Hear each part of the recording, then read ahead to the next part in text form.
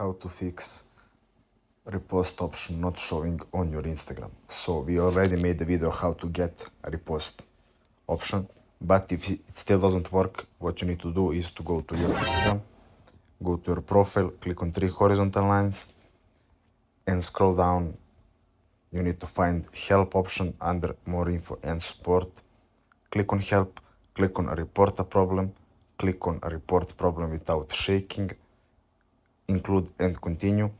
And here you briefly need to explain what happened or what is not working. So we don't have an Instagram a repost option and you just need to type it in there. I don't have a repost option. And you just need to click on send and you will submit your report.